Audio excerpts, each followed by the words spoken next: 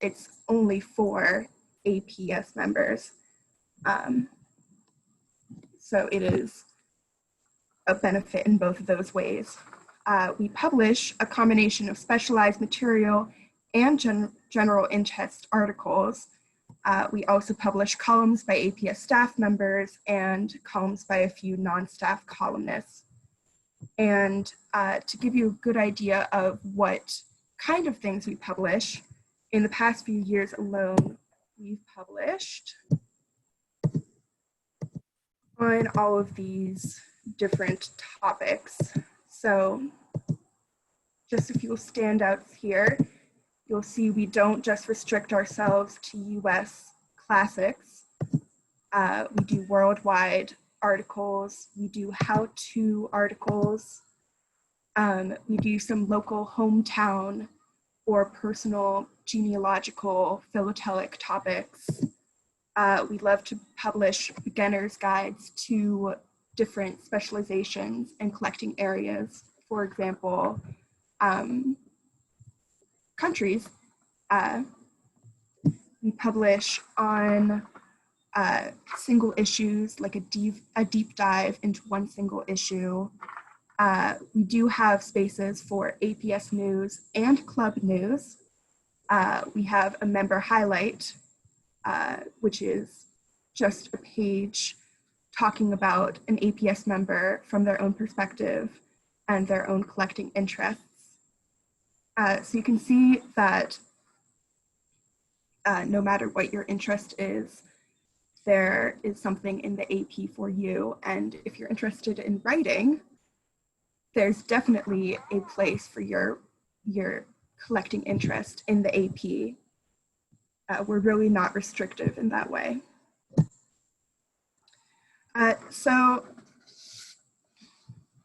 Gary Lowe is our new editor-in-chief, and he joined us in early July. Well, he's been with the APS, but he joined us in the AP in early July, and we have all together developed a couple of future plans, which you'll see for the first time in the September issue. But I'm just going to give you a brief sneak peek of what to expect in the future of the AP. So we're building out our editorial calendar, and we're going to look at having themed issues every month. Sometimes they'll be about a specific philatelic topic. For example, in November, we're going to publish on the large banknote issue, a couple of articles, because it's in its 150th anniversary. We're also going to have issues themed around general interest topics. For example, like in June, our baseball issue is a good example of things that we're going to continue to do. One of our goals is to provide US and worldwide focuses in every month and strike a good balance between specialized and general interest material. So as part of that goal, we are instating an editorial advisory board. So this board will help us with the mission of developing our editorial calendar, and it will be compiled of experienced authors and leaders and philatelic experts. So they'll help develop this calendar, and they'll also help us recruit authors, and we're interested in getting experienced authors who might not necessarily have published with us before, and new authors. We're going to work to revise our authors' guidelines. So currently, we have on our website a list of authors' guidelines, and this offers some advice for potential writers on what we're looking for when we receive a submission. But we want to develop it more and give more advice, not just the technical details, so we can help you succeed as you submit articles to us. And then finally, we have the peer review committee. So this will be made up of acknowledge philatelic experts in the field for each article. And the idea is we want to improve the communication of these ideas in each article, and we want to vet the philatelic facts and the arguments that are being presented. So there are a lot of different ways that you can get involved with writing for the AP. Of course, we definitely want your article submissions, and those can be sent to aparticle@stamps.org. But there are also a lot of different ways that you can offer feedback and be involved with how the AP is growing and moving forward. So if you have general feedback, letters to the editor is a great way to offer that, and then get feedback from other APS members as they read and respond to your letter. We also have columns written by APS staff, and at the end of each one, they have a call out where they want your responses, and they want your own experiences. So here are just a couple of the different ways that you can write in and have your voice be heard.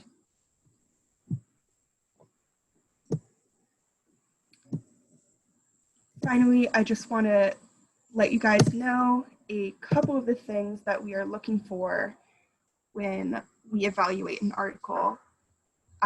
So we're definitely looking for a level of research, both historical and philatelic, and we're looking for a good list of sources and resources so people can use your article as a jumping off point for their own research. We know that not everyone comes into the APS and starts reading the AP with the same level of experience. So we really like to see articles that offer advice for potential new collectors who might have just started collecting that area.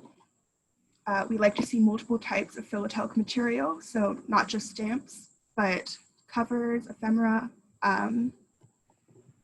and we like when people offer information that will appeal to a wide,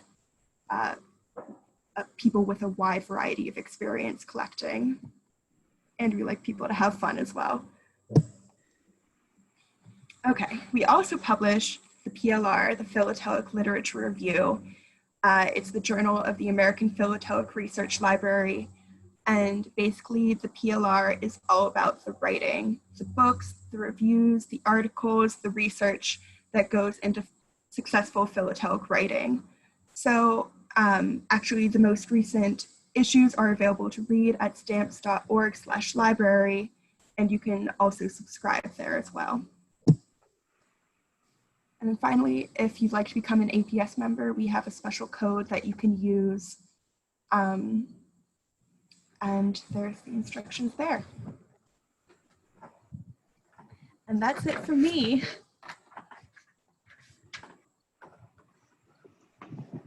Okay. Kathy, have you returned? I have returned from the abyss. Okay. You know, throughout the month of June, all those summer seminar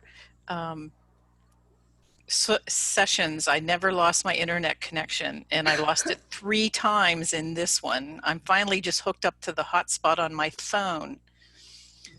So Gary, do you have other things you want to share before we go to questions? I thought we'd leave this as a pretty open forum. We kept it brief with Susanna's presentation that really highlights what the AP is about and how it can be of service to members. And really, this is just a grand opportunity for members who haven't written before to participate. We're looking for proposals, as Susanna said, and article proposals. Keep those cards and letters coming. We want to hear from all of our members. We want it to be as much of a two-way dialogue as possible rather than us speaking out to the members only. We want to hear back from you. Letters to the editor, as Susanna said, but also please give consideration to writing for us. It's a lot of fun. Yes, it's hard work, but it's a lot of fun. And while you won't see your name in lights, you will see your name in print. So there are a few questions that have been typed into the chat box. So if any of you have a question, please type it in the chat box. The first one, who does your APRL reviews? All right, that's a fair question. The answer is a wide variety of people. Some of them are done by Scott Tiffany, the head of the APRL. Others are written by some members of the American Philatelic Society that enjoy writing. And then occasionally somebody will be writing an article, or rather a book review that we haven't heard from previously. But as is the case with articles, for the AP, and I should add for the PLR as well, we're soliciting articles, but book reviews as well. We stopped writing book reviews, I don't know how many months ago, in the American Philatelist. That will be resuming. I'm personally a philatelic bibliophile, and as I get new books in, I'm going to be writing reviews on those, but we encourage other members to participate as well. So just like articles, send in book reviews. How do you select the books that are reviewed for the PLR? Okay, well, we just clarified our policy on that because it had not been very clear.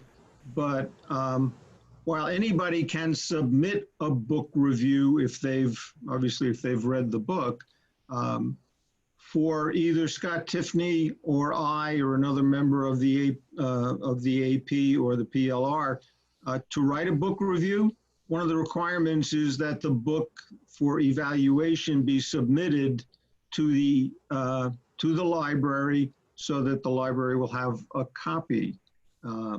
With that one prerequisite, we're pretty much wide open. We try to cover a wide variety of topics, and if for you, the members of the APS, if you're not interested in writing a book review yourself, but you have a recommendation, we're always open to hearing about it. So there's no real formal process for how something gets selected. I can imagine there would be an opportunity, a situation where perhaps a book just didn't cut it, and we would decide on an editorial basis not to write a review. But I don't recall the last time that happened. It's always a possibility, but no, we've got no formal criteria for the kinds of books, philatelic books, that we would write about. Would you share details about deadlines and how soon before an issue would you want to have a first draft? Okay. That's one of the biggest challenges that we're working on right now. In my view, it's amazing that we've turned out the quality of articles that we have when there seems to be like a last-minute rush. I will be revising our publishing requirements on that because I want to start the review process at least 2 months before the expected publication date. And of course, we'll accept articles that we wish to publish, but either not have a specific date or know that the date is towards the end of our editorial calendar. So we could say, yeah, we got this article, we like it, we'll work with the author to refine it and finalize it, but it may not be published for a good many months, perhaps as much as 6 or 8 months. So that's going to be something new, but we will definitely tell you within a month of receiving an article whether it's going to be acceptable, whether everything needs revisions, but whether there's going to be a lot of back and forth or not. But at a minimum, we're looking at 2 months before the complete cycle. can be finished. And what? If I can add on, so certainly everything that Gary said. Also, as Gary pointed out, if you'd like to write an article about, for example, some anniversary, philatelic or historical anniversary, then certainly send that in earlier rather than later. So what topics would be pertinent for the rest of this year and for next year? Oh, that's a big question to which we do not yet have a complete answer. We're going to be doing a voting issue coming up. We've got, Susanna, help me out. What else is on the plate at the moment? Right, in November is the large banknote issue. In December, we are doing a holiday issue. We have the philatelic auctions coming up in February. Maybe March. Yeah. We're thinking of a hockey issue. Mm-hmm. We'll be celebrating the 50th anniversary of the USPS in July. Off the top of my head, those are some of them. Okay. Yeah. So is there a big backlog of articles right now? Yes. As a matter of fact, our current project is backlog assessment. We are organizing, I don't know how many we've got, maybe 40 articles or something like that. No, 30 higher. Uh-oh. Well, however many there are, you can see it's not under control yet. But over the next month, my primary objective, other than getting the magazine out on time, is to get control of that back file of articles, review every one, and reach out to all of the members that submitted articles and let them know whether we think it's really susceptible to being published in the AP or the PLR for that matter. Whether it, actually, I was reviewing one article that I really liked. It was very well written, illustrated beautifully with stamps, but it wasn't a philatelic article. It was an article illustrated with philatelic content. And that's really not what we're looking for publication in the AP. So an article like that, I might make a recommendation to where the author could publish it. Wholly deserves to be in print, but ours is not the proper vehicle for that. So we'll be working through that backlog of more than 40 and getting back to each of the authors, letting them know the status, if possible, with our extended editorial calendar, let them know when it's scheduled to be published, and then kick into high gear with the editorial process itself, getting the article ready for publication, regardless of the publication date. Susanna mentioned one thing that I do want to circle back to, which is this auction special interest, special issue. People join the American Philatelic Society really for one reason. They want to build their stamp or cover collections. We help them in two ways. Historically, we've always helped them by publishing articles that make them more informed buyers.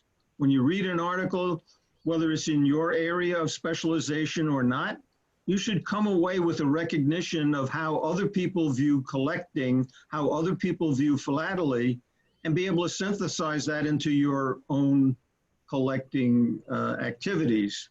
But the other way we help collectors is by helping them hook up to the best dealers to meet their needs. One way to do that, of course, is with the display and classified ads that we've been running since the beginning of the publication of the American Philatelist.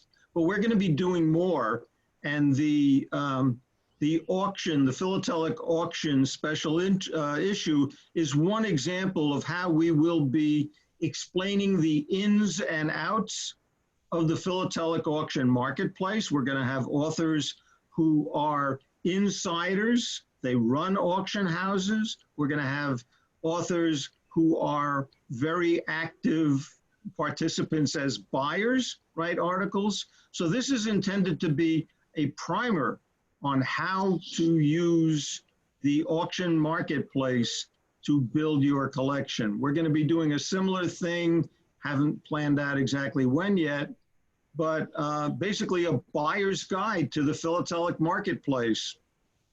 Again, not just a matter of reading the articles by stamp dealer or reading the advertisements by stamp dealers. We want you to get a better understanding about how to buy intelligently and effectively.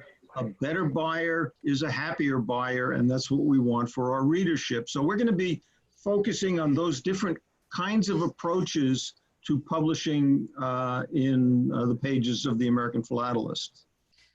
And there's only time for one more question with a short answer that I don't think this can be short, but how are you going to ensure diversity of authorship from people of different racial and ethnic groups? That's a wonderful question. Susanna, do you want to share your thinking on that? So I think one thing that we're going to do is make sure that people are aware of our editorial schedule ahead of time, so we can give people plenty of time to write on those topics. And we're also, we're not afraid to solicit articles. And with the answer to that question, we do need to conclude this session of APS Talks. So thank you, Gary and Susanna, for this really informative session. And thank you to all of you for attending today's virtual Stamp Show seminar. And don't forget to look at other virtual Stamp Show offerings that may be of interest to you. Thank you again, and enjoy the rest of the 2020 virtual Stamp Show. Thanks, folks. Thank you. Bye. Thank you.